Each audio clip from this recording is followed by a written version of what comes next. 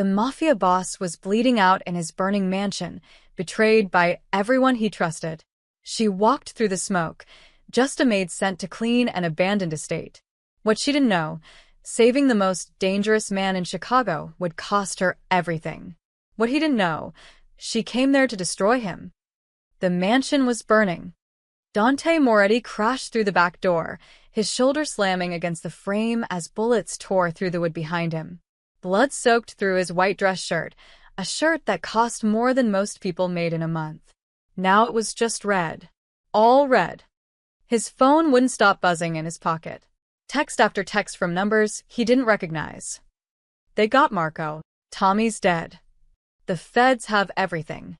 He stumbled through the marble hallway, the same hallway where his father used to walk every morning with a cup of espresso and the newspaper. The old man would have never let this happen. But the old man was 6 feet under, and Dante had been running Chicago's north side for 5 years without him. 5 years of power. 5 years of respect. Gone in one night. The smoke was getting thicker. Dante could barely see 5 feet ahead, but he knew this house like the back of his hand. He'd grown up here. Had his first kiss in the garden. Broke his arm falling down the main staircase when he was 9. Now someone was burning it all down. Boss. The voice came from somewhere in the smoke. Dante spun, reaching for his gun, but his holster was empty. He'd fired his last bullet 3 blocks ago when Ricci's men cornered him outside the warehouse. Ricci. The name tasted like poison. His own cousin. His blood. The man he trusted to run operations while Dante handled the politicians and the cops. And tonight, Ricci had sold him out to the FBI and every rival family in the city. Boss, you in here? That wasn't Ricci's voice. Too young.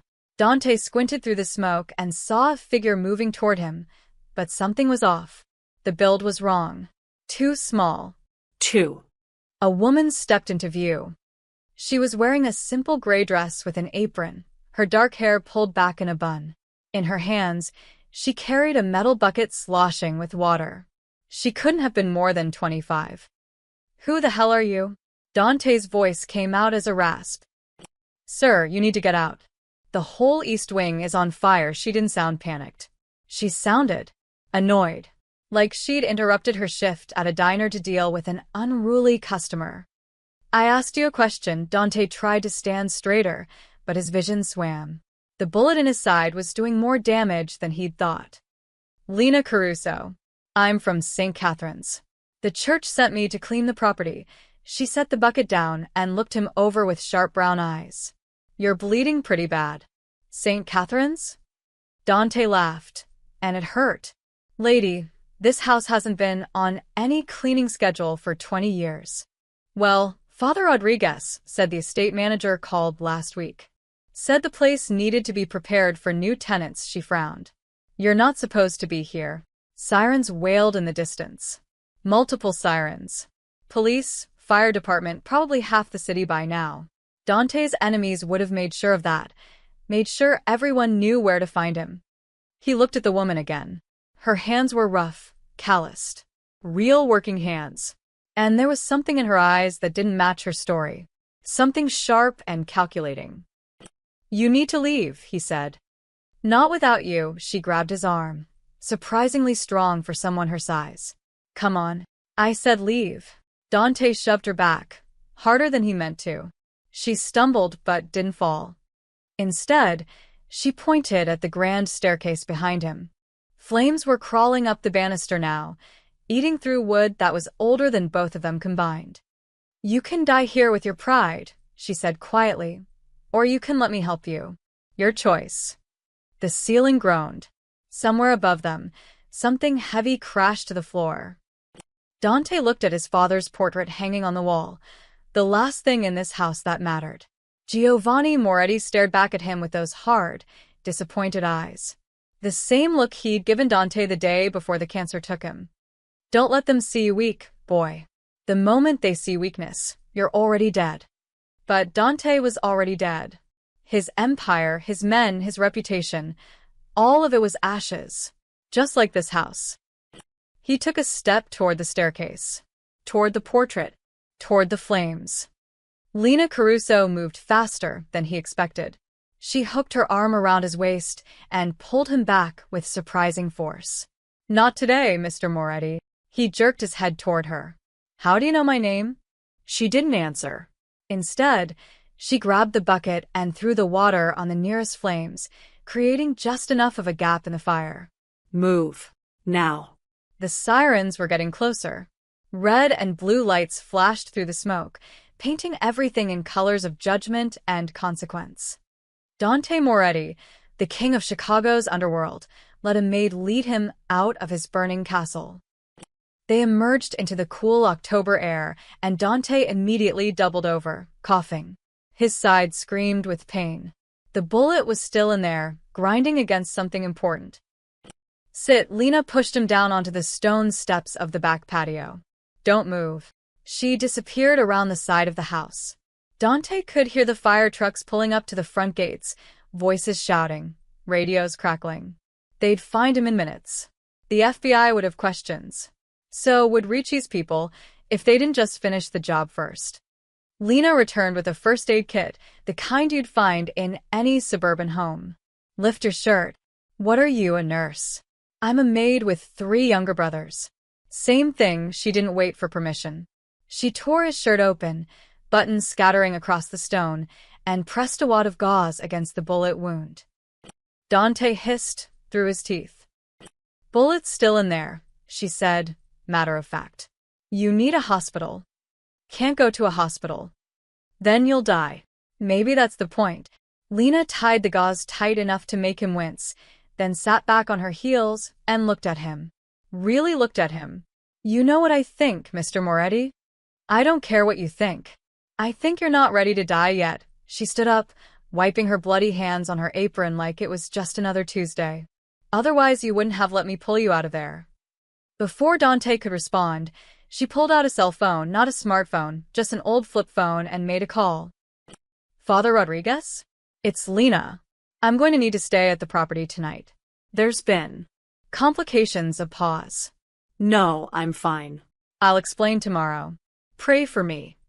She hung up and looked down at Dante, who was now slumped against the railing, his energy draining away with his blood. What are you doing? He managed to ask. Lena Caruso picked up her bucket and headed toward the ruined mansion. My job, Mr. Moretti. I clean up messes. Then she disappeared into the smoke, leaving Dante Moretti alone with his ghosts and the sound of sirens getting closer with every passing second. Dante woke to the smell of coffee. For a moment, he thought he was dead.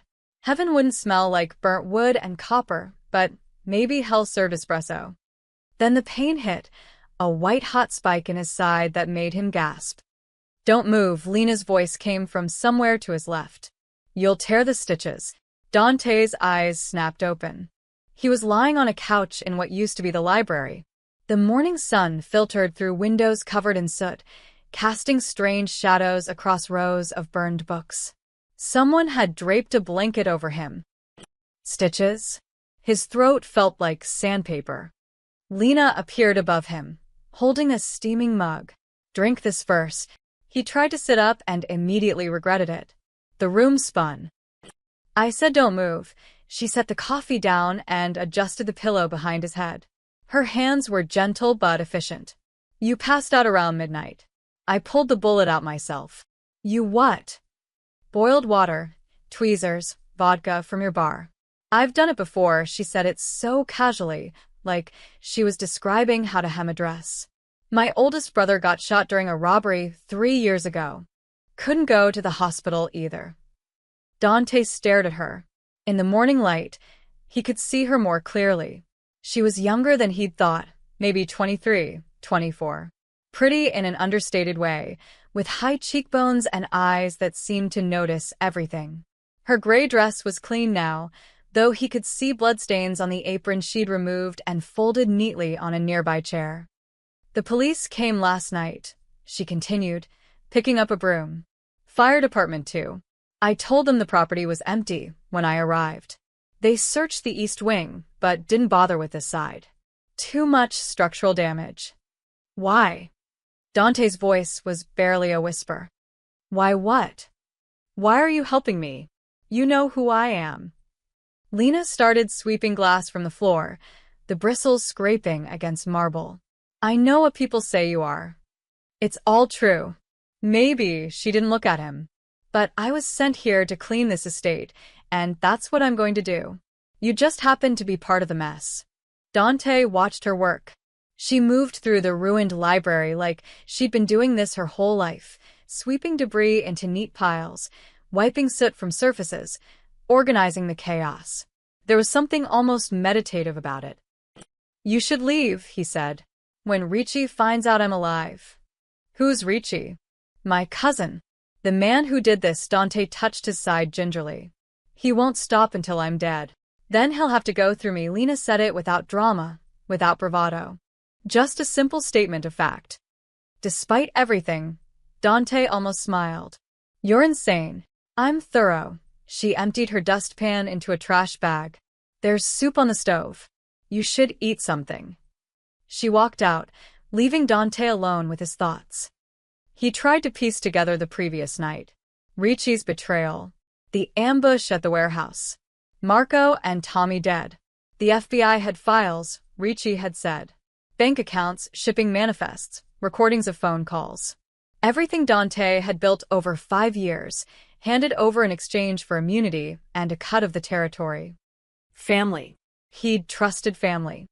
Dante forced himself to sit up, gritting his teeth against the pain. The library looked like a war zone. Thousands of books reduced to ash and charred paper. His grandfather had collected first editions, Hemingway, Fitzgerald, Steinbeck. All gone. He noticed something on the side table. His father's portrait, the one that had hung in the hallway. The frame was cracked and the canvas was singed at the edges, but Giovanni Moretti's face was intact.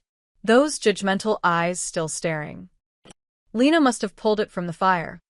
Dante heard footsteps and quickly lay back down, pretending to sleep. He didn't know why. Maybe he just wanted to observe her when she thought he wasn't watching.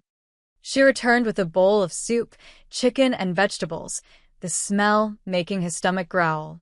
She set it down and checked his bandages with practiced hands. I know you're awake, she said softly. Dante opened his eyes. You saved the portrait. It seemed important. Why? Lena sat down in the armchair across from him, folding her hands in her lap. My father died when I was 16. Quel accident? For months after, I couldn't look at his pictures. Couldn't stand seeing his face. Knowing he was gone, she paused. But my mother kept one photo on the mantel. Every day, she'd dust it, talk to it, apologize to it. I asked her once why she tortured herself like that. What did she say? She said remembering the pain means remembering the love. You don't get one without the other. Dante looked at his father's portrait again. Giovanni Moretti had been a hard man, demanding and cold. But he'd also taught Dante everything. How to read people, how to command respect, how to survive in a world that wanted to eat you alive. How to be a king. And Dante had failed him. Eat your soup, Mr. Moretti. Lena stood up. I have floors to scrub. She picked up her bucket and walked toward the hallway, where bloodstains still marked the marble like a trail of breadcrumbs. Dante watched her go, questions multiplying in his mind. Who was Lena Caruso really? Why had St. Catherine sent someone to clean an abandoned estate that nobody knew was abandoned? How did she know how to remove bullets? And why, despite all his instincts screaming at him, did he feel safer with her here than he had in years surrounded by armed men? He looked down at the soup. Steam rose from the bowl, carrying the scent of home and comfort and things he'd forgotten existed. Dante Moretti, former king of Chicago, picked up the spoon and ate. The afternoon sun was dying when Dante finally had the strength to stand. He found Lena in the kitchen, scrubbing the countertops with the kind of intensity that suggested she was trying to erase more than just dirt. She didn't turn around when he entered, but her shoulders tensed. You should be resting, she said. I've rested enough. Dante leaned against the doorframe, conserving energy. The kitchen looked almost normal. She cleaned the blood from the tile, organized the chaos, even found undamaged dishes in the cabinets. Where'd you learn to clean crime scenes? I told you. 3 brothers. We got good at making problems disappear. Dante watched her work for a moment, then noticed the metal trash can in the corner. Smoke was rising from it. He crossed the kitchen in 3 steps and looked inside. Papers were burning, documents, photographs, letters. He recognized his own handwriting on some of them. What the hell are you doing? He reached into the can, pulling out a half-burned photograph. It showed him and Ricci at his father's funeral, arms around each other's shoulders. Brothers in everything but blood. These were in the study, Lena said calmly. They're evidence. If the FBI comes back. I didn't ask you to do that. Dante threw the photo back into the flames. You didn't ask me to save your life either. He grabbed her arm, spinning her around. You don't know what you're destroying. Lena met his eyes, without flinching. I know exactly what I'm destroying, Mr. Moretti. The question is, do you want to let it go or keep burning with it? They stood like that for a long moment, the fire crackling between them. Finally, Dante released her and stepped back. There's more in the study, he said quietly. In the safe behind the bookshelf. Burn it all.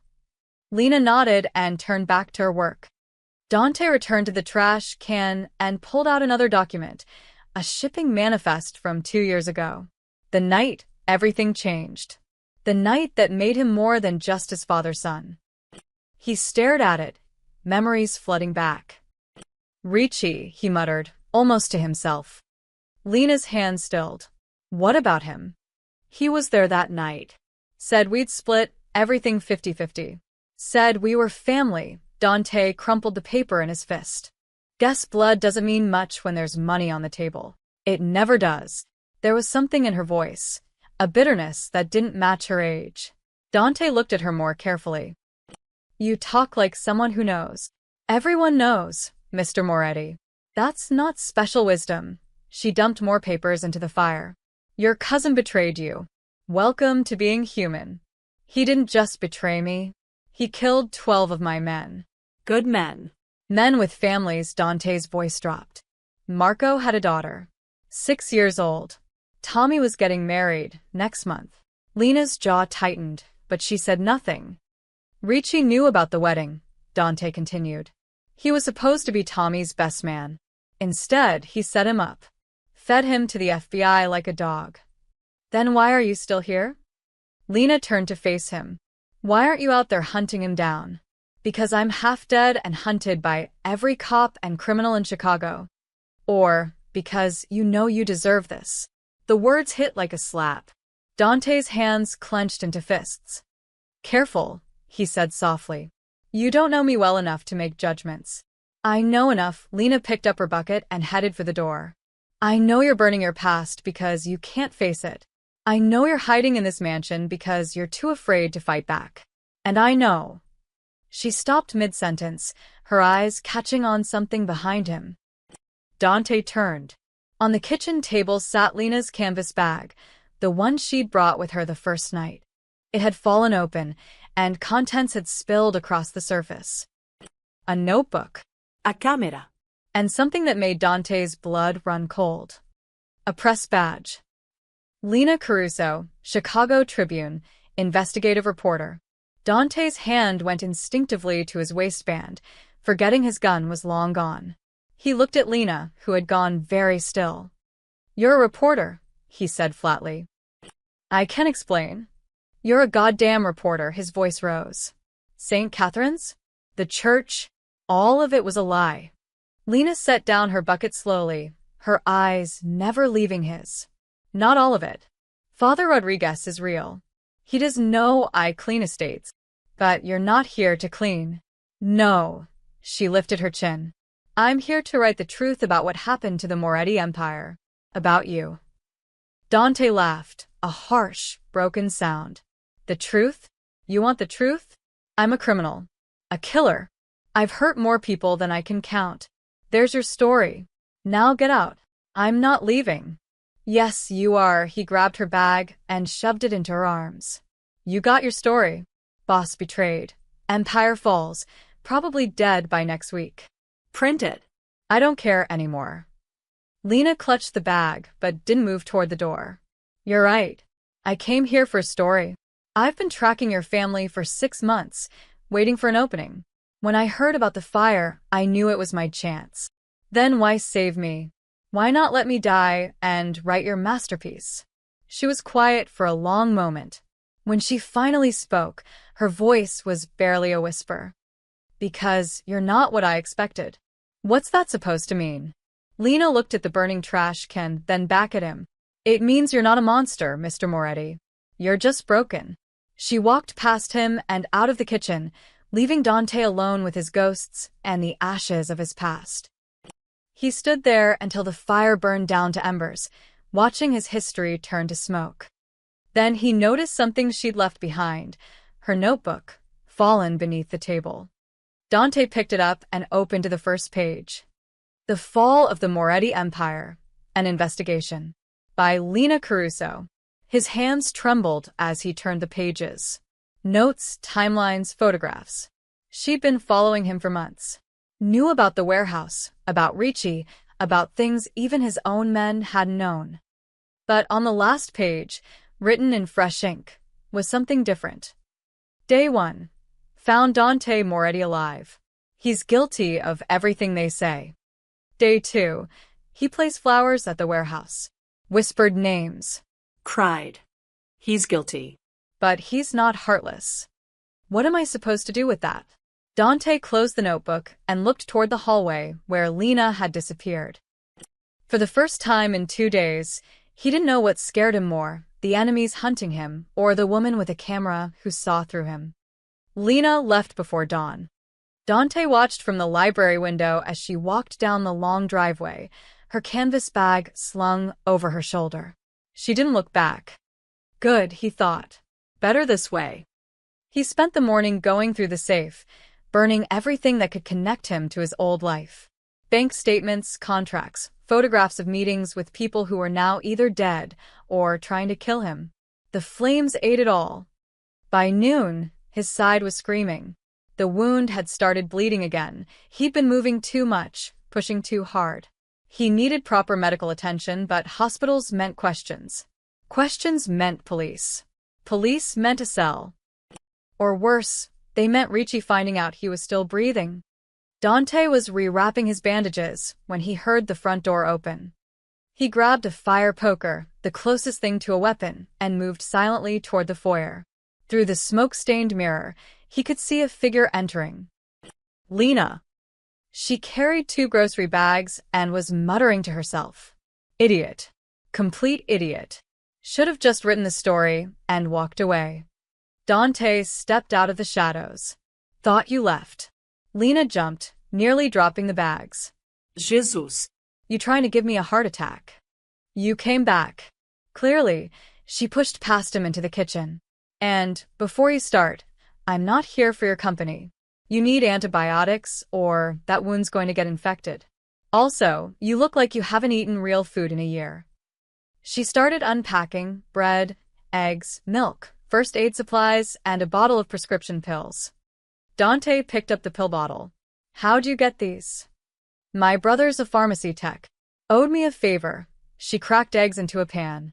Take 2 now, 2 every 6 hours. And yes, they're the right ones. I'm not trying to poison you. Why not?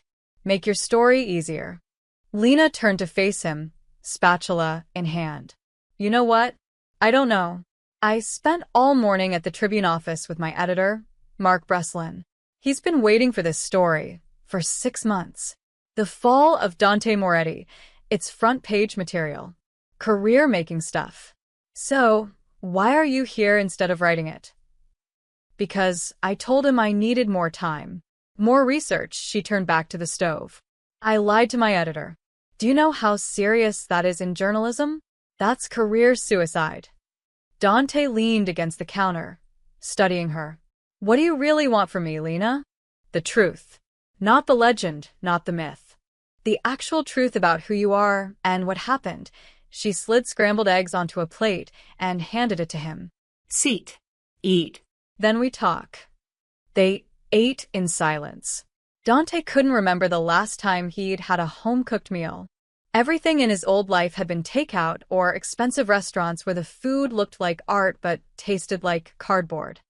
I went to the warehouse this morning, Lena said finally. The one that burned, where your men died. Dante's fork stopped halfway to his mouth.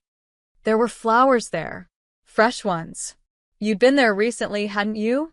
Before the ambush. He set down his fork. So, I talked to some people in the neighborhood. Old woman named Mrs. Chen. She owns the corner store across the street. Lena pulled out her notebook. She said you've been coming there every week for 2 months. Always at night. Always alone. You'd stand there for an hour, just standing. Spying on me? That's low even for a reporter. It's called investigating. And Mrs. Chen said something else. Lena leaned forward. She said her grandson works at the hospital. Told her that someone's been paying the medical bills for Marco Vitelli's daughter. Anonymous donor. $60,000 and counting. Dante's jaw tightened. Lots of people make anonymous donations. Not to the specific cancer treatment fund for a 6-year-old girl whose father was killed in a mob war. Lena's eyes were intense. That was you, wasn't it? It doesn't change anything. It changes everything. Lena stood up, frustrated. Don't you see? The Dante Moretti everyone writes about is a monster. Cold, calculating, ruthless. But the man I've been watching, the man sitting in front of me, you're not that person. You don't know what I've done. Then tell me. Dante pushed his plate away. You want a story? Fine. 5 years ago, I took over my father's operations. He ran them old school, protection rackets, gambling, some light smuggling. Small time. But I wanted more. I wanted to build an empire. He stood and walked to the window, looking out at the burned gardens. I expanded into drugs, weapons, human trafficking. Things my father never would have touched. Made deals with people from New York, Miami, even Mexico. The money rolled in, and with it came the violence. Rival families pushed back. We pushed harder. The warehouse fire, Lena said quietly, was a setup. Ricci told me we had a meeting with the Castellano family. Peace talks. Instead, it was an ambush. 12 of my men walked in thinking we were negotiating territory. They walked into a massacre. But you weren't there. Ricci called me at the last minute. Said there was a problem with a shipment, needed me to handle it personally. By the time I realized what happened, they were all dead. Dante's reflection stared back at him from the dirty window. I should have been there. Should have died with them. Instead, you've been visiting their graves. Wouldn't you? He turned to face her. Those men trusted me, believed in me, and I led them to slaughter because I was too blind to see my own cousin setting me up. Lena was quiet for a moment, then she did something unexpected. She walked over to him and placed her hand on his arm. It wasn't your fault. It was all my fault. Ricci's betrayal wasn't your fault. What happened to those men wasn't your fault. Her voice was firm. You made bad choices, yes. You built something dark, absolutely. But their deaths? That's on Ricci, not you. Dante looked down at her hand on his arm. Such a simple gesture, but it had been so long since anyone had touched him with something other than violence or transaction. Why do you care? He asked. Lena pulled her hand back, suddenly aware of the intimacy. I don't. I need the story to be accurate. She was lying. They both knew it. Before Dante could respond, his burner phone, one he'd grabbed from a stash in the basement, buzzed on the counter. Unknown number. He answered it, and a familiar voice made his blood run cold. Hello, cousin. Heard you survived the fire. That's disappointing. Ricci. We need to talk, Dante said. Oh, we will. Very soon. I just wanted to let you know I know about your little reporter friend. Lena Caruso, right? Pretty girl. Be a shame if something happened to her. The line went dead. Dante looked at Lena, who had gone pale. Pack your things, he said. You need to leave. Now. I'm not going anywhere. Ricci knows about you. He'll come after you to get to me. Lena set her jaw stubbornly. Then I guess we'd better figure out how to stop him before he does. The rain started that afternoon and didn't stop.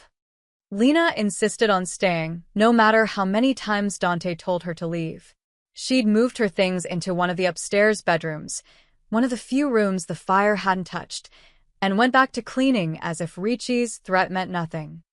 Dante couldn't understand her, couldn't figure out if she was brave or just stupid. By evening, the rain had turned into a storm. Thunder rolled across the sky, and the old mansion groaned under the weight of wind and water. Dante found Lena in the courtyard, trying to fix the broken garden gate that had collapsed during the fire. "What are you doing?" he called over the rain. "What does it look like?" She wrestled with a rusted hinge. "This gate's been hanging by a thread. Next strong wind, it'll break completely. Leave it. The whole place is falling apart anyway." "Not if I can help it." She wiped rain from her face, her hair plastered to her cheeks. "Hand me that screwdriver." Dante looked at the toolbox she'd found somewhere in the garage. Against his better judgment, he picked up the screwdriver and walked into the rain. "You're insane," he muttered, kneeling beside her. "So you keep saying." They worked in silence for a while, the rain soaking through their clothes. Dante held the gate steady while Lena tightened the screws. His side throbbed with every movement, but he didn't complain. "Why do you care about this place?" he asked finally. "It's not even yours." "Because everything deserves a chance to be fixed." She hammered a bent nail back into place. "Even broken things. Some things are too broken." "Maybe. But you don't know until you try." The gate swung open smoothly for the first time in years. Lena tested it twice, nodded with satisfaction, then sat back on her heels. "My father built a gate like this," she said quietly, "for our backyard. Took him 3 weekends because he had no idea what he was doing. It was crooked and squeaky, but he was so proud of it." "You miss him." Every day she looked at Dante. "Is that what this is? You hiding here, burning your past. Is it because you miss your father?" Dante was quiet for a long moment. "I miss who I was when he was alive. He kept me in line, kept me from becoming this." "What changed?" "He got sick. Cancer.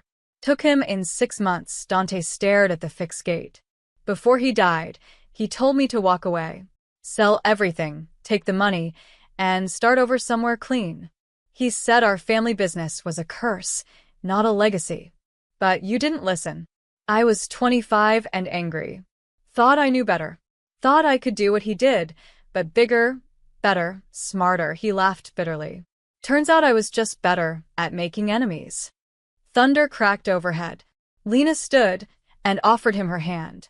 He took it, letting her help him up. "You ran Chicago like a god," she said. "That's what people say about you. Dante Moretti, untouchable. And look where it got me." He gestured at the ruined mansion. "Everything I built, gone in one night. All that power, all that respect. It meant nothing when the people I trusted decided I wasn't worth keeping alive." They walked back toward the house, the rain finally starting to ease. Lena grabbed towels from the bathroom, and they dried off in the kitchen. "Can I ask you something?" Dante said. "Depends what it is." "That first night, when you pulled me out of the fire, you weren't scared. Not even a little. Most people would have run." Lena was quiet, wrapping the towel around her shoulders. "I told you. I have brothers. I'm used to danger." "It's more than that." He stepped closer. "You move like someone who's seen violence before. Real violence. The kind that doesn't go away." Her hands tightened on the towel. "Everyone in Chicago has seen violence, Mr. Moretti. That's not special." "Stop deflecting. Who are you really?" "I'm exactly who I said I am. A reporter trying to..." "Trying to what? Get revenge?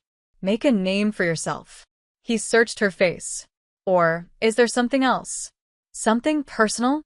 Lena's expression cracked, just for a second. Pain flashed across her features before she could hide it. "You lost someone," Dante said softly. "Someone close to you. That's why you're really here, isn't it?" She turned away, staring out the window at the rain. "My brother." Danny. He was 23. Worked at a grocery store. Went to community college at night. He wanted to be a teacher.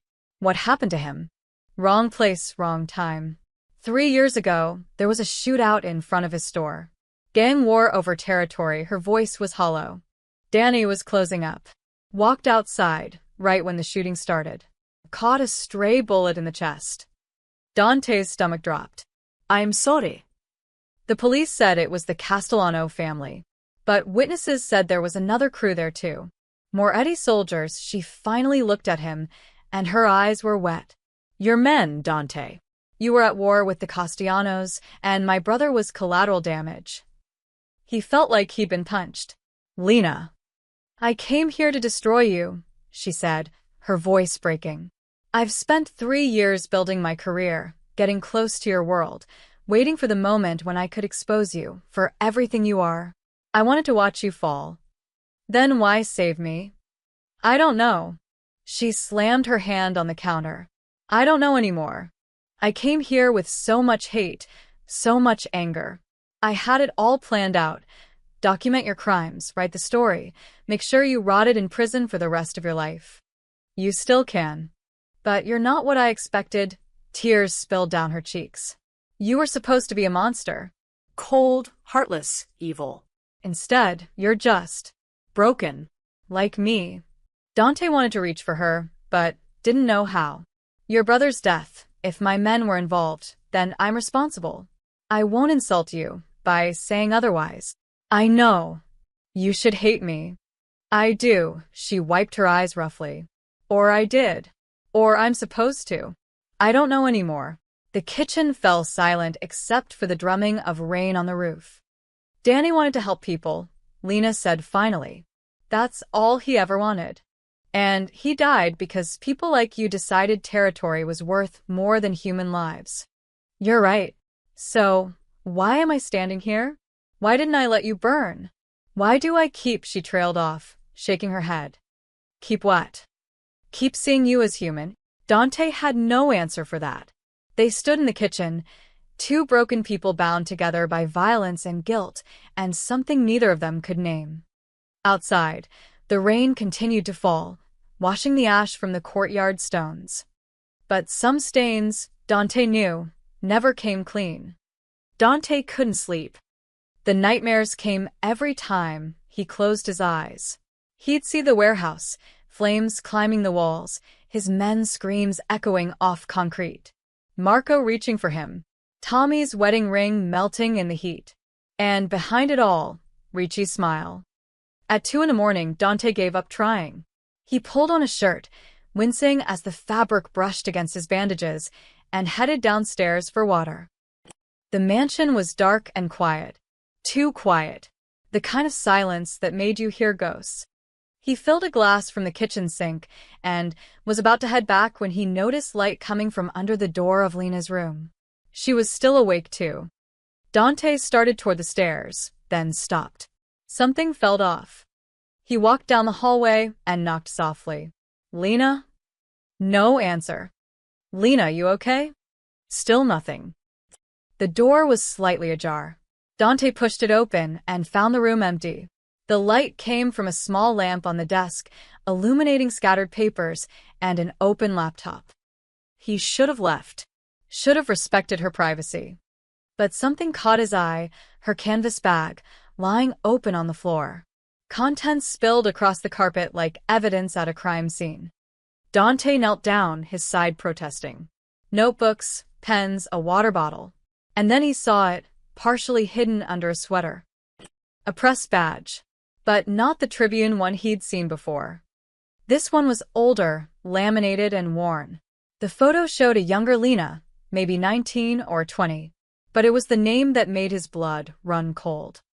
Lena Caruso, Chicago Daily News intern. The Daily News had shut down 4 years ago, right after. Dante's hands started shaking. He dug through the bag more frantically now, pulling out a manila folder he'd missed before. Inside were newspaper clippings, police reports, photographs. All about Danny Caruso's death. But there was something else. Another set of documents, these ones marked with highlighter and handwritten notes in the margins.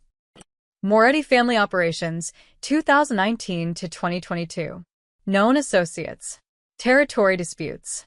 And then, paperclip to the top, a photograph that made Dante's heart stop. It was him and Ricci standing outside the Castellano family's restaurant. The night of the shooting. The night Danny Caruso died. Lena's handwriting was scrawled across the bottom. Both families there. Both responsible. Dante sat back on his heels, the folder trembling in his hands. She'd known from the beginning. Known exactly who he was, what he'd done. Everything she'd said, about being sent by the church, about stumbling onto the mansion by accident, all lies. She'd come here to destroy him. And he'd let her in. Footsteps on the stairs made him look up. Lena appeared in the doorway, carrying a glass of water. She froze when she saw him sitting on her floor, surrounded by her secrets. Dante. Don't, his voice was quiet, dangerous. Don't say anything. I can explain. You've been lying to me from the start. He stood slowly, the folder in his hand. St. Catherine's. The church. Father Rodriguez sending you here. All of it was a setup. Lena set down the water glass carefully. Not all of it was a lie. Which parts? The part where you pretended to care? The part where you acted like you were trying to help me? He threw the folder at her feet. You came here for revenge. Yes, she didn't deny it. I came here to expose you. To make sure you paid for what you did. Then why am I still alive? Dante moved toward her. You had a dozen chances to turn me in. The police were right outside that first night. You could have called them. Could have let me die in the fire. Instead, you pulled a bullet out of me and cooked me breakfast. Because she stopped, struggling with the words. Because what, Lena? Because you're not what I thought. Her voice cracked. For 3 years, I've been building this image in my head. The monster who killed my brother. The heartless criminal who didn't care who got hurt as long as he got what he wanted. That's exactly who I am. No, it's not. Tears welled in her eyes. The man I imagined wouldn't visit his dead soldiers' graves. Wouldn't pay for a child's cancer treatment. Wouldn't burn his own past because the guilt was eating him alive. You don't know me. I know enough. She stepped toward him. I know you're guilty of terrible things. I know my brother died because of your war with the Castellanos. I know you've hurt people, destroyed lives, built an empire on blood and fear. Then why are you still here? Because. She was crying now, openly. Because revenge is supposed to feel good. It's supposed to fix things. But standing here, seeing you broken and hunted and hating yourself more than I could ever hate you, it doesn't fix anything. It doesn't bring Danny back. Dante felt something crack inside his chest. You should have let me die. I tried to. Her voice dropped to a whisper. That first night when I found you, I stood there for almost a minute just watching you bleed, thinking about Danny, about my mother crying at his funeral, about all the lives you've ruined. What stopped you? You called out a name. In your sleep, barely conscious, you kept saying Marco, over and over. I'm sorry, Marco. I'm sorry, she wiped her eyes. Monsters don't apologize to their victims. They stood there in the doorway, the truth finally between them like shattered glass. I can't forgive you, Lena said. I don't know if I ever can. But I can't let you die either. Does that make me weak? It makes you human. She laughed bitterly. What do we do now? Dante looked at the scattered papers on the floor. All the evidence she'd collected. All the proof of his crimes. You write your story, he said. You expose everything. You make sure people know what I did. And what will you do? Before he could answer, the burner phone in his pocket buzzed. Another unknown number. Dante answered, and a voice he didn't recognize said, Mr. Moretti, this is Officer Chen. Your cousin wanted me to deliver a message. What message? The reporter dies tomorrow. Ricci says to consider it a gift. He'll make it quick if you turn yourself in. If you don't, the man paused. He has people watching her mother's house right now. He wanted you to know. The line went dead. Dante looked at Lena, his decision made. Pack your things, he said. We're leaving. What? No, I told you. Ricci knows where your mother lives. He's watching her. Dante grabbed his jacket. If we stay here, he'll use her to get to you. To get to me. Then what do we do? Dante pulled out a set of car keys he'd found in the garage, his father's old Lincoln, somehow still there after all these years. We stop running, he said, and we end this. The church was empty at 4 a.m. Dante waited in the Lincoln while Lena slipped through the side entrance of St. Catherine's. She'd insisted on coming here first, said she needed to see Father Rodriguez before they did anything else. He watched her disappear into the darkness, his hand resting on the gun he'd retrieved from a hiding spot in the mansion's basement. It was loaded with 3 bullets, all he had left from his old life. 3 bullets against an entire organization. The math didn't work in his favor. 15 minutes passed. Then 20. Dante was about to go in after her when the church door opened and Lena emerged, walking slowly, her shoulders hunched. She got into the passenger seat without speaking. Well, Dante asked. He wasn't surprised. Her voice was hollow. Father Rodriguez. When I told him everything about you, about my lies, about Danny, he just nodded like he'd been expecting it. What did he say? He asked me if I'd found what I was looking for. She stared straight ahead. I told him I didn't know what I was looking for anymore. And he said, she paused, wiping her eyes. He said, perhaps God sent you not to expose him, but to heal him. Dante pulled away from the church. You can't heal someone like me, Lena. That's what I told him. They drove in silence through the dark Chicago streets. The city looked different at this hour. Emptier, quieter, almost peaceful. Like the violence and chaos were just a bad dream. Where are we going? Lena asked finally. Rose Hills Cemetery. Why? Dante didn't answer. 20 minutes later, he parked outside the cemetery gates. They were locked, but he knew another way in, a gap in the fence his father had shown him years ago. They walked through rows of headstones, their breath misting in the cold air. Dante led her to the Moretti family plot, a massive marble monument that had cost more than most people's houses. He stopped in front of a simple headstone set slightly apart from the others. Giovanni Moretti, beloved father. 1958 to 2020, Dante knelt in the wet grass, his side screaming in protest. I haven't been here since the funeral. Lena stood behind him, quiet. 5 years, Dante continued.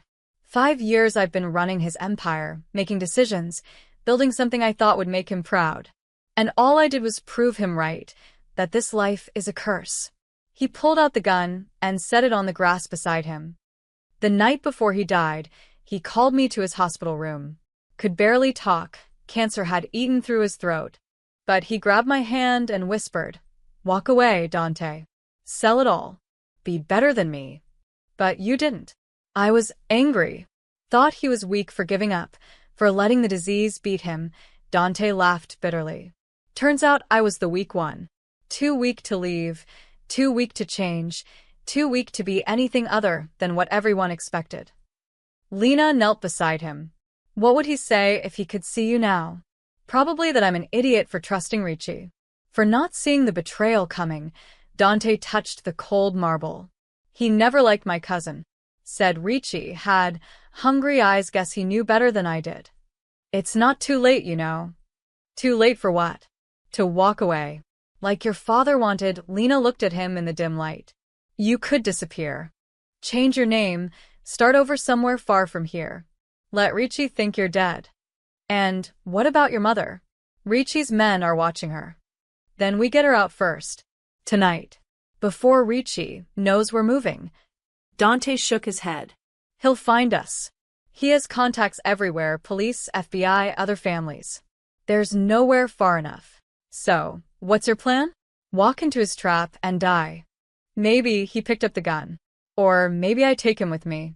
That's not a plan. That's suicide. You got a better idea? Lena was quiet for a long moment.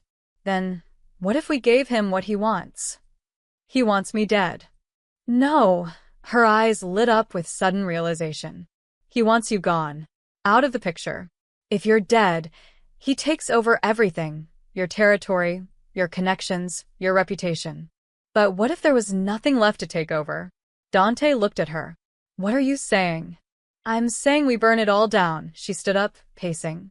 Every account, every contact, every piece of leverage you have, we expose it all. Give it to the FBI, the newspapers, everyone. Make it so toxic that nobody would want to touch it. That would destroy everything. Exactly. If there's no empire left, what's the point of killing you? You'd just be another nobody. Not worth the risk. Dante stared at her. You're talking about giving up everything my father built. Everything I've worked for. Your father told you to walk away. This is how you walk away, by making sure there's nothing left to walk away from. It was insane. Reckless. Everything in Dante's blood screamed against it. You didn't betray the family business. You didn't burn down your own empire. But then again, the empire was already ashes. There's a problem, he said. Even if we do this, Ricci will still come after us. After you. He made it personal when he threatened your mother. Then we make him an offer he can't refuse. Lena's voice was steady now, certain. We give him the one thing he wants more than revenge. What's that? Freedom. Immunity. A clean slate. She looked at Dante. We trade everything, all your files, all your secrets, everyone you ever worked with to the FBI. In exchange, they take down Ricci and everyone connected to him. We give them the whole network. You're talking about becoming a rat. I'm talking about staying alive. She grabbed his shoulders. And more than that, I'm talking about doing the right thing for once. How many people have died because of this world? How many more Danny Cruzas are out there? Dante looked at his father's grave, then back at Lena. If I do this, he said slowly, I can never come back. Everyone I ever knew will want me dead. I'll spend the rest of my life looking over my shoulder. Is that worse than dying in a week? He thought about Marco's daughter, Tommy's fiancée, all the families his war had destroyed. No, he said finally. It's not worse. Lena helped him to his feet. So we do this. Dante took one last look at his father's name carved in marble. Beloved father. We do this, he said. But first, we get your mother somewhere safe. They walked back through the cemetery as dawn began to break over Chicago. Behind them, the Moretti family monument stood silent, a testament to a legacy that was about to burn. Dante's phone buzzed. A text from an unknown number. TikTok cousin. Running out of time. He showed it to Lena. How long do we have? She asked. Not long enough. They got into the Lincoln and drove toward a new sunrise, one that would either bring redemption or death. Dante wasn't sure which one he preferred. Lena's mother lived in a small house in Pilsen, 20 minutes south of the mansion. They parked 2 blocks away, watching for any sign of Ricci's men. Dante spotted them immediately. A black SUV with tinted windows across the street, engine running. Amateur hour. There's at least 2 of them, he said. Maybe more inside. We can't just leave her there. We won't. Dante checked his gun. 3 bullets. But we need a distraction. Lena pulled out her phone. I have an idea. 5 minutes later, 3 police cars came screaming down the street, lights flashing. Someone had called in a domestic disturbance at the house next door.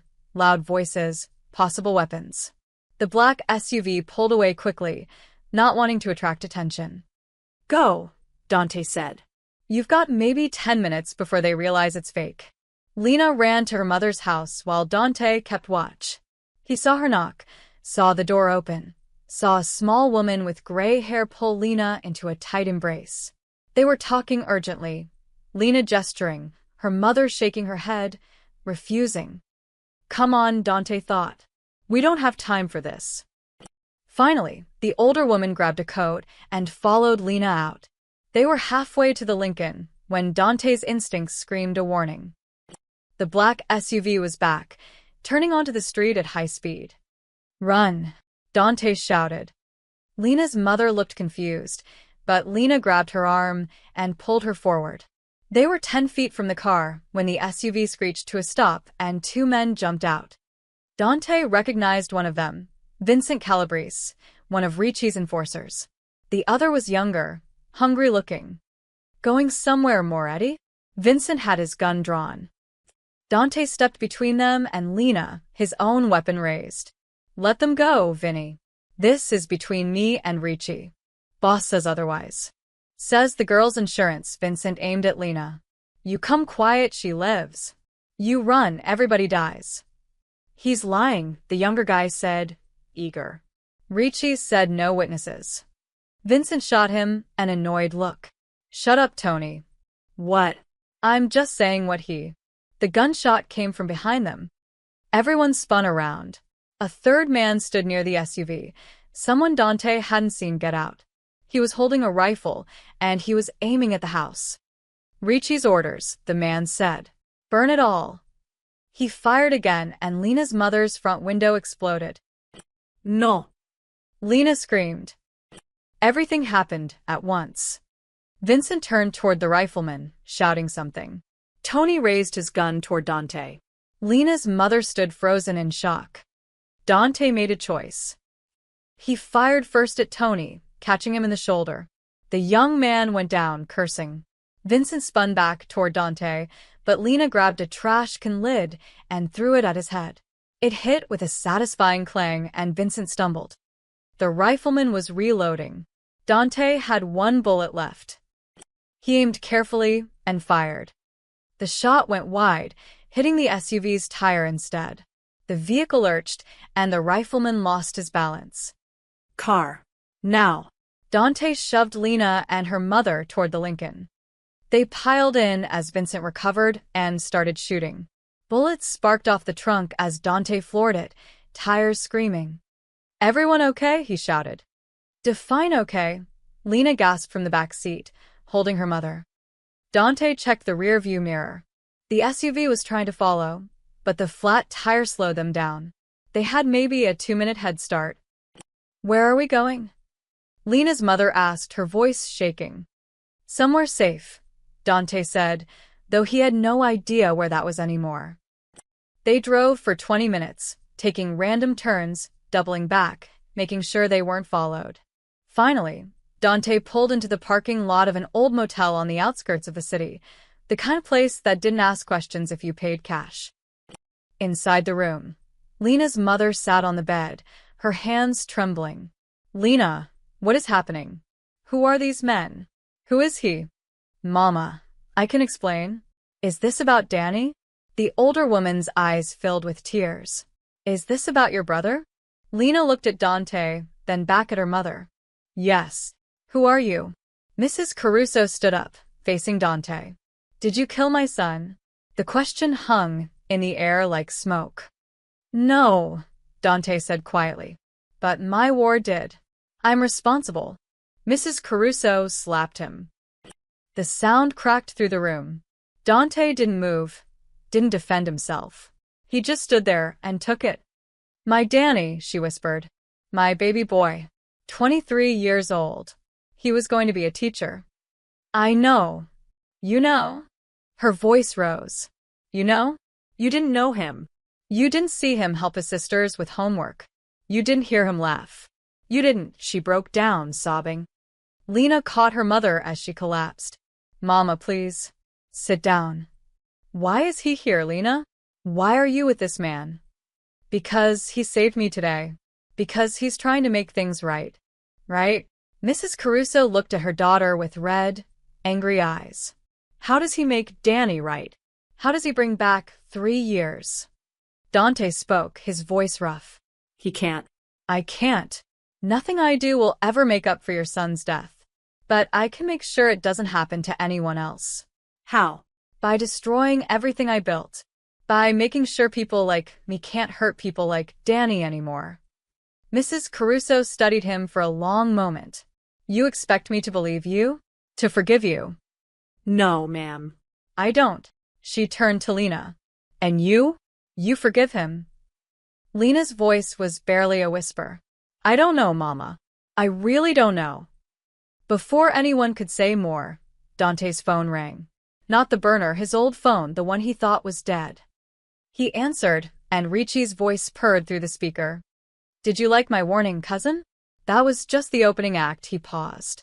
I'm at the old docks. Pier 17. You know, the one where Papa used to take us fishing when we were kids. What do you want, Richie? I want you to come home. You alone. We settle this like family. You don't show up in 1 hour, I start killing everyone you ever cared about.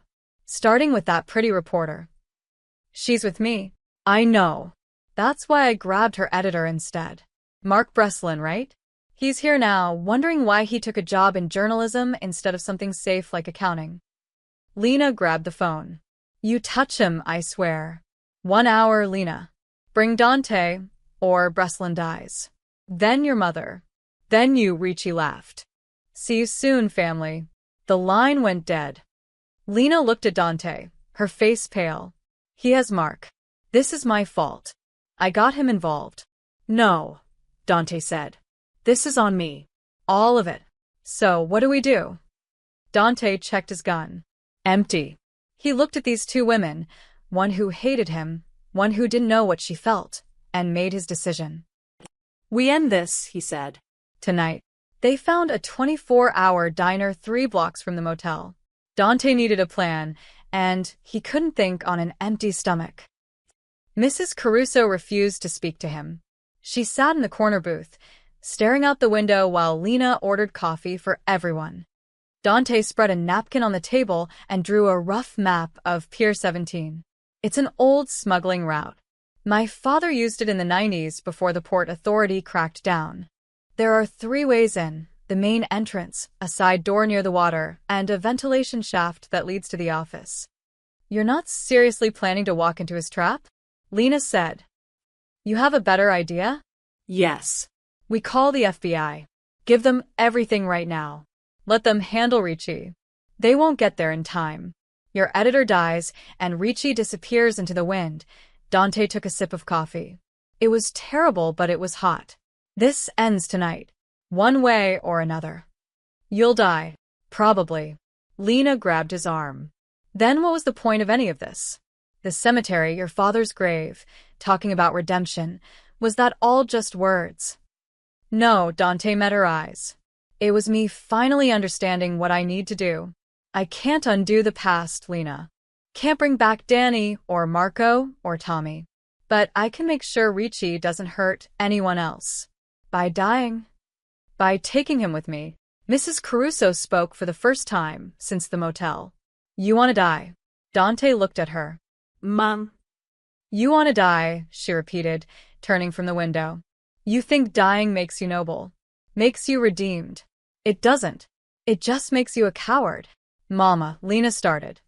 No, the older woman stood up and walked to their table. You want redemption, Mr. Moretti? Real redemption? Then live. Live and face what you've done. Live and spend every day trying to fix the damage. Dying is easy. Living with your guilt? That takes courage. Dante felt something crack inside his chest. You should want me dead. I do, her voice was steady. Part of me wants to kill you myself for what happened to Danny. But my son didn't die so you could throw your life away on revenge. He died because people like you and Richie chose violence over humanity. I can't change what I am. Then don't change what you are. Change what you do, she sat down across from him. You said you want to make sure this doesn't happen to anyone else. Fine. Do that. But do it alive, not as a martyr. The diner fell silent except for the hiss of the coffee maker. Lena was staring at her mother like she'd never seen her before. Mama, what are you saying? I'm saying there's a third option. Mrs. Caruso looked at Dante. You give the FBI everything, names, accounts, operations. You testify against everyone. And you face the consequences like a man, not a ghost. They'll put me away for life. Maybe. Or maybe they offer you a deal for cooperation, she leaned forward. Either way, you live. You face justice. And maybe, just maybe, you stop more Danny Cruzas from dying. Dante looked at Lena. Is this what you want? I want Mark safe. I want my mother safe. I want, she paused. I want to believe people can change. Even people like me? I don't know yet, her honesty cut deeper than any lie could have. But I know dying in some warehouse shootout isn't the answer. Dante pulled out his phone, the burner. He stared at it for a long moment, then dialed a number he'd memorized years ago, but never thought he'd use. FBI, Agent Morrison speaking. My name is Dante Moretti. I want to make a deal. 2 hours later, they sat in a fishing shack a quarter-mile from Pier 17. Agent Morrison had brought 2 other agents and a prosecutor. They'd been questioning Dante for the past hour, recording everything. Let me get this straight, Morrison said, a hard-faced woman in her 40s. You're offering complete cooperation, testimony, documents, access to all accounts, in exchange for what exactly? Protection for Lena Caruso and her mother. Immunity for Lena's involvement.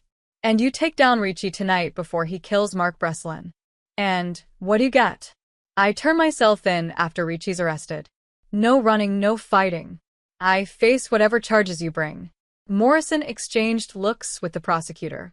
You understand you're looking at 20 to 30 years minimum? Conspiracy, racketeering, accessory to murder. The list goes on. I understand. Why now? Why not run? You had chances. Dante glanced at Lena. Because someone reminded me what my father wanted.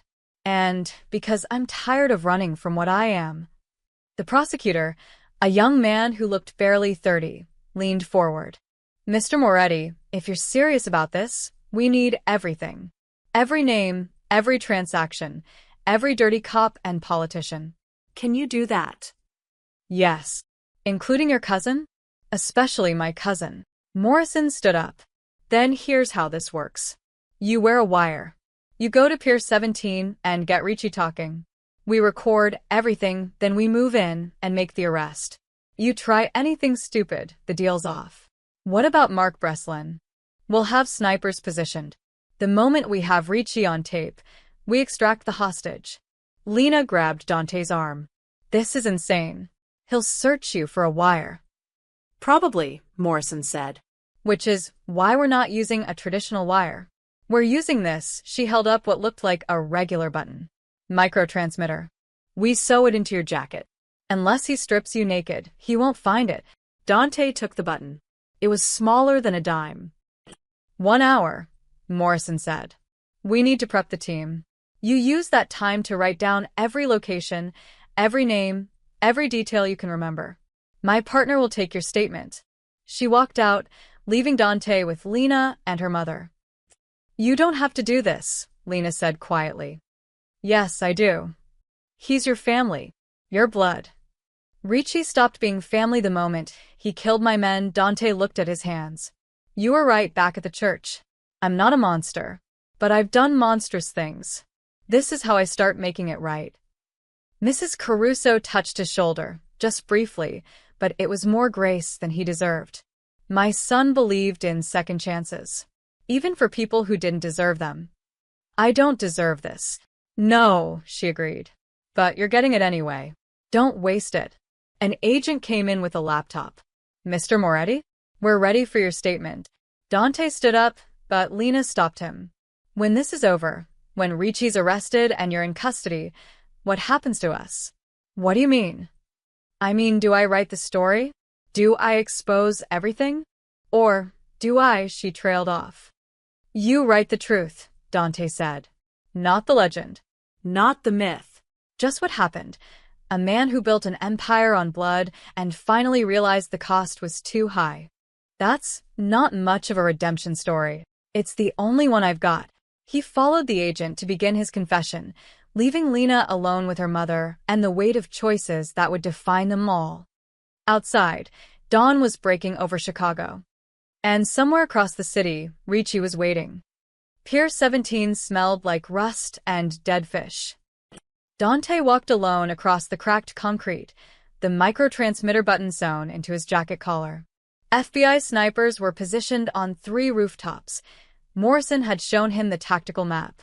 Lena was in a surveillance van 2 blocks away, listening to everything.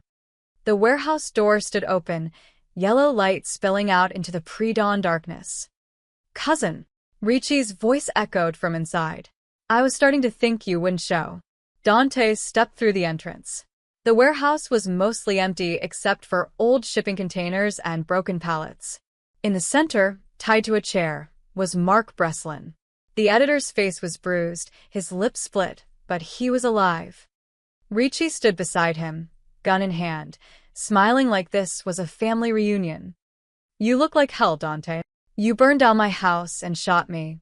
What did you expect? Fair point. Ricci walked closer, keeping the gun trained on Mark. You come alone. You asked me to. Forgive me if I don't take your word for it. Ricci gestured to two men who emerged from behind the containers. Search him. Dante raised his arms while they patted him down roughly. They found nothing, no gun, no wire, no phone. One of them nodded to Ricci. Satisfied? Dante asked. Getting there, Ricci circled him slowly. You know what hurts the most, cousin? Not that you're hard to kill. Not even that you survived. It's that you made me do this. Force my hand. I forced you? You betrayed me. I freed us. Ricci's voice rose. Your father's shadow, your rules, your paranoia. It was suffocating. The families wanted to expand, take new territory, but you kept saying no. Too risky, Ricci. Not worth the heat. Ricci, you were weak. I was careful. You were scared. Ricci pressed the gun against Mark's temple. The editor whimpered. This is what happens when you play it safe, Dante. Someone hungrier comes along and takes what should have been yours. Dante kept his voice level, knowing Morrison was recording every word. So you made a deal. With the Castellanos? The FBI. With everyone, Ricci grinned. The Castellanos wanted you gone. The FBI wanted dirt on the family. I gave them both what they wanted and kept the empire for myself. Beautiful, really. And my men? Marco, Tommy, they were just collateral damage. They were loyal to you, not to the future. Had to clean house, Ricci shrugged. Business, cousin. Nothing personal. You killed 12 people. That's not business, that's murder. Oh, please. Don't act righteous now. How many people died building your empire? How many Danny Carusas bled out on Chicago streets because the great Dante Moretti wanted respect? The name hit Dante like a punch. How do you know about Danny Caruso? Ricci's smile widened. You think I don't know about your reporter girlfriend? I know everything, Dante. I know she lost her brother 3 years ago. No, she blames you for it. He paused. Want to know the funny part? What? It was my order that killed him. The warehouse went silent. What did you say? Dante's voice was barely a whisper. Danny Caruso. Night of August 15th, 3 years ago. The Castellano shootout. Ricci laughed. That wasn't random chaos, cousin. That was a message. I used her brother as bait. Told the Castellanos one of our informants would be at that grocery store. Kid was in the wrong place at the wrong time. Dante felt something break inside him. You set him up. I set up a lot of people. Can't remember them all. Ricci pressed the gun harder against Mark's head. But I remember that one because it was so clean. No witnesses, no heat, and it pushed the Castellanos exactly where I wanted them. Beautiful. In the surveillance van, Lena was crying, Morrison's hand on her shoulder. We've got enough, the agent whispered. More than enough. Back in the warehouse, Dante took a step forward. You're a monster. I'm a businessman. There's a difference. Ricci cocked the gun. Now, here's what happens next. I kill the reporter's editor, then I kill you, and then I find your pretty little Lena, and... The gunshot cut him off. But it didn't come from Ricci. It came from behind Dante. Lena stood in the doorway, Morrison's service weapon in her shaking hands. The bullet had hit Ricci in the shoulder, spinning him away from Mark. You killed my brother, she screamed. You used him like he was nothing. Ricci stumbled, dropping his gun. His men raised their weapons, but red laser dots appeared on their chests, FBI snipers taking position. FBI, drop your weapons. Morrison's voice boomed through a megaphone. Ricci's men froze, then slowly lowered their guns. Dante rushed to Mark, cutting his bonds with a knife from the floor. You okay? Mark nodded weakly. Been better. Lena still had the gun pointed at Ricci, who was bleeding but grinning even as agents flooded into the warehouse. You won't pull that trigger, Ricci taunted. You're not like us. You're soft. You're right. Lena said, her voice steady now. I'm not like you. I don't kill people for business. But you took my brother from me. Used him like he was garbage. So do it. Shoot me. Morrison moved closer. Lena, put the gun down. We've got him. It's over. He deserves to die. Yes, Morrison agreed. But you don't deserve to become a killer. Your brother wouldn't want that. Lena's hands trembled. Tears streamed down her face. For a long moment, no one moved. Then she lowered the gun. You're right, she whispered. Danny wouldn't want this. She handed the weapon to Morrison and walked to Dante, collapsing against him. He held her while she sobbed, while agents cuffed Ricci and his men, while paramedics rushed in to treat Mark. Ricci was laughing as they dragged him away. You think this changes anything? The game doesn't end, Dante. Someone else will take my place, take yours, and the whole thing starts over. Dante looked at his cousin, his blood, his family, his betrayer. Not this time, he said quietly. Morrison approached with handcuffs. Mr. Moretti, I need you to come with us now. Dante nodded. He'd known this was coming. He looked at Lena one last time. Write the truth. All of it. I will. And Lena? I'm sorry. For Danny, for everything. I know it doesn't change anything, but it changes something, she said softly. Not enough, but something. Morrison cuffed him gently. Let's go. As they led Dante out of the warehouse, the sun was rising over Lake Michigan, painting the sky in shades of red and gold. Behind him, an empire lay in ruins. Ahead of him, justice waited. And for the first time in 5 years, Dante Moretti felt something he'd forgotten existed. Peace. The FBI field office was cold and fluorescent bright. Dante sat in an interrogation room, still handcuffed, watching through the one-way glass as agents processed Ricci in the next room. His cousin was shouting, demanding a lawyer, threatening lawsuits. The man who'd orchestrated 12 murders was worried about his legal rights. Morrison entered with a thick folder and 2 cups of coffee. She set one in front of Dante. Ricci's already trying to deal, she said, sitting down. Offering up names, locations, the whole network. Thinks he can trade his way to a lighter sentence. Will it work? Not after what we recorded tonight.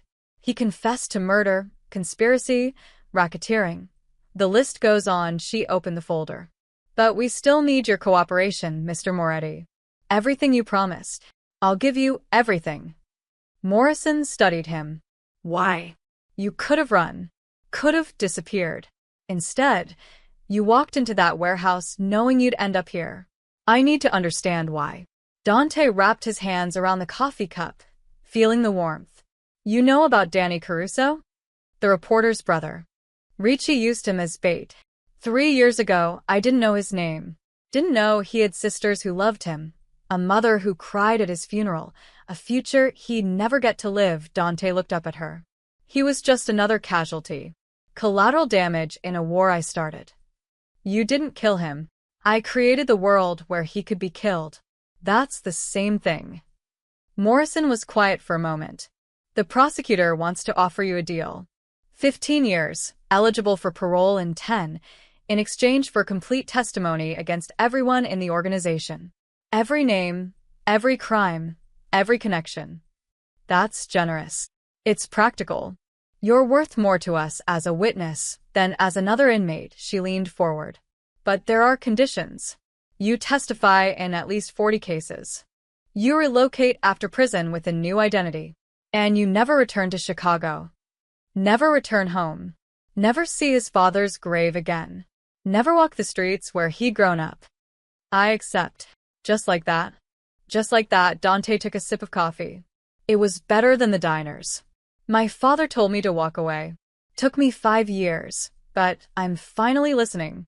Morrison pulled out a legal document. Sign here. And here. Initial here. Dante read through it carefully. 15 years of his life, condensed into 5 pages of legal jargon. He picked up the pen. What about Lena? He asked. Ms. Caruso's been cleared of any wrongdoing. She acted in self-defense, And her investigation was legitimate journalism, Morrison paused. She's outside, actually. Wants to see you before we process your transfer. Tell her. Dante stopped. What could he tell her? Thank you? I'm sorry? Words felt inadequate. Tell her yourself. You've got 5 minutes. Morrison left, and a moment later, Lena entered. She looked exhausted, her eyes red from crying, but she was steady on her feet. They sat across from each other, the table between them like a border between two countries. Mark's going to be okay, she said. Broken ribs, concussion, but he'll recover. Good. He wants to interview you. For the story. You're still writing it. Of course, she managed a small smile. A deal's a deal. You give me the truth, I write it. Dante slid the folder across the table. Everything's in here. Bank accounts, property holdings, shell companies. Enough to fund a dozen investigations. Lena opened the folder and stared. This is. Dante, this is millions of dollars. It's blood money. Give it to the families. Marco's daughter, Tommy's fiancé, Danny's mother. All the people my empire hurt. Split it among them. The FBI will want this. The FBI's getting my testimony. This is separate. This is mine to give, he met her eyes.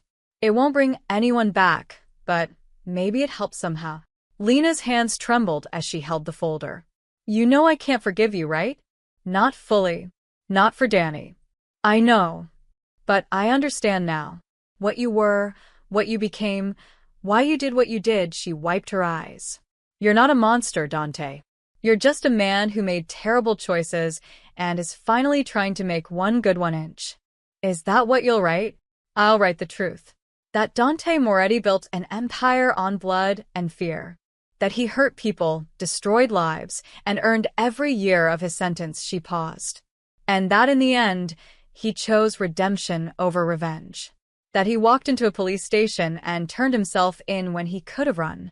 That's not much of a redemption story. It's the only one you've got, she stood up. For what it's worth, I think your father would be proud. Not of what you built, but of what you're tearing down. Morrison knocked on the door. Time's up. Lena walked to the door, then turned back. One more thing. My mother asked me to give you this. She pulled out a small photograph and set it on the table. It showed a young man in a graduation cap and gown, smiling at the camera. Danny Caruso. She said you should remember his face. Remember what was lost. Lena's voice was steady. Not as punishment, but as a reminder of why you're doing this. Dante picked up the photograph with shaking hands. Danny looked so young, so full of hope, like he had his whole life ahead of him. I'll remember, Dante whispered. Lena nodded and walked out. Morrison returned with 2 federal marshals. Ready, Mr. Moretti? Dante tucked the photograph into his pocket, right next to his heart. Yeah. I'm ready. They led him through the building toward a transport vehicle. Through the windows, he could see the sun fully risen now, Chicago waking up to a new day.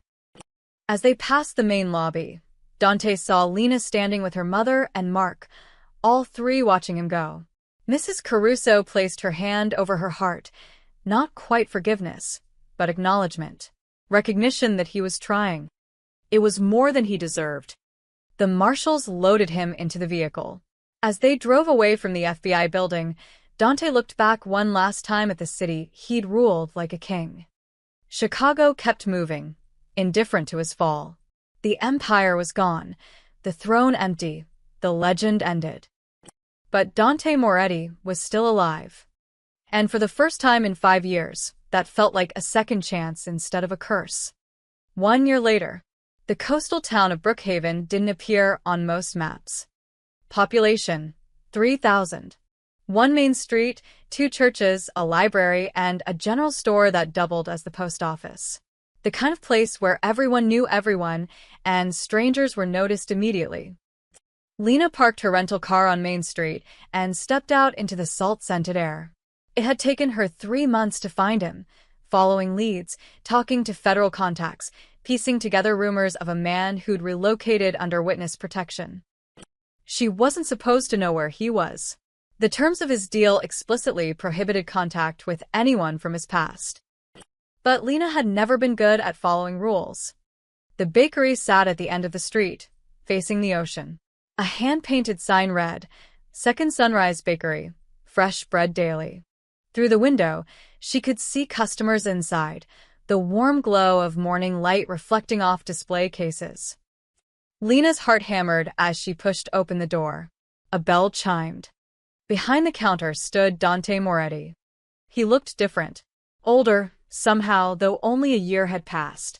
His hair was longer, starting to gray at the temples. He wore a simple white apron over jeans and a work shirt, flour dusting his hands. But the biggest difference was in his eyes. The hard, haunted look had been replaced by something quieter. Not quite peace, but close to it. He was helping a customer, an elderly woman debating between sourdough and wheat. He smiled as he bagged her choice, his hands gentle and practiced. When the woman left, Dante finally looked up and saw Lena. For a moment, neither of them moved. "We're closed for witness protection violations," he said finally, a ghost of a smile on his lips. "I'll take my chances." Lena approached the counter. "Nice place." "It's honest work." He wiped his hands on his apron. "You shouldn't be here, Lena." "I know. But I needed to see you." She pulled a folded newspaper from her bag and set it on the counter. "I brought you something." The Chicago Tribune, dated 1 week ago. The headline read, "The Mafia Boss Who Chose Redemption." 1 year later. Dante stared at it without touching it. "You wrote it." "I told you I would." "The truth." "All of it." She slid it closer. "It's been nominated for a Pulitzer. Mark thinks I'll win." "Congratulations." "Read it." "Lena. Please." Dante picked up the paper with careful hands, like it might bite him. He scanned the article, his expression unreadable. Lena had spent 6 months writing it, documenting his rise and fall, the violence he'd perpetrated, the lives destroyed. But also his testimony that had taken down 37 criminals, his cooperation that had dismantled 3 crime families, his choice to face justice instead of run. "You made me sound almost heroic," he said quietly. "I made you sound human." "There's a difference." Lena leaned against the counter. "The families you helped. Marco's daughter finished her cancer treatment last month. Tommy's fiancé used her portion to start a foundation for victims of gang violence. And my mother. How is she?" "She opened a community center in Danny's name. Teaches kids job skills, helps them stay out of gangs." Lena's voice caught. "She used your money to save kids like Danny. She asked me to thank you." Dante set down the paper. "I don't deserve thanks." "No, you don't. But you're getting it anyway." She looked around the bakery. "This is really what you're doing?" "Baking bread. The local orphanage needed a supplier. I needed something to do with my hands that didn't involve violence." He shrugged. "Turns out I'm decent at it." "You're decent at a lot of things. You just forgot for a while." A timer dinged in the back. Dante excused himself and returned moments later with a tray of fresh loaves, the smell of warm bread filling the small shop. "You look good," Lena said. "Healthy. Almost. Happy." "I'm not happy. But I'm not drowning anymore either." He started arranging the loaves in the display case. "Every morning, I wake up and I bake bread. I deliver it to the orphanage, the church, the senior center. And every night, I look at Danny's picture and I remember why I'm here." "You still carry it." "Every day." He touched his shirt pocket. "Reminds me what I cost the world. What I can never get back." Lena was quiet for a moment. "Do you regret it? Turning yourself in?" No. "Prison was." He paused, searching for words. "It was necessary. It gave me time to think, to understand what I'd become. And now I'm out, living under a new name in a town where nobody knows who I was. It's strange. Is it enough? This life." Dante looked out the window at the ocean, waves rolling endlessly against the shore. "I don't know. But it's honest. And that's more than I had before." Lena reached into her bag and pulled out a cleaning cloth, faded and worn, but carefully folded. The same cloth she'd used to wipe his blood that first night in the burning mansion. "I've carried this for a year," she said. Couldn't throw it away. Couldn't explain why. Dante took it, and his hands trembled slightly. The cloth was spotless now, laundered until no trace of blood remained. "Why bring it now?" he asked. "Because I needed to see if you were real. If the man who chose redemption over revenge actually existed, or if I'd imagined him." She met his eyes. "I needed to know if broken things really can be fixed." "And? What's your conclusion?" Lena smiled, sad but genuine. "I think some stains wash out, given enough time and enough care." They stood there in the quiet bakery, two people bound by tragedy and blood and something neither could name. Not forgiveness, that was too big, too complicated. But acknowledgement, recognition, a tentative belief in second chances. "I should go," Lena said finally. "If the feds find out I'm here." "I know." She walked to the door, then turned back one last time. "For what it's worth, Dante, your father would be proud. And Danny. I think he'd understand what you're trying to do." "I hope so. Goodbye, Dante Moretti. Or whatever your name is now." "Goodbye, Lena Caruso." She walked out into the morning sun, leaving the newspaper and the cloth on the counter. Dante stood alone in his bakery, holding the spotless fabric that had once been stained with his blood. Through the window, he watched Lena drive away, disappearing around the corner. He carefully folded the cloth and placed it beside the register, next to Danny's photograph.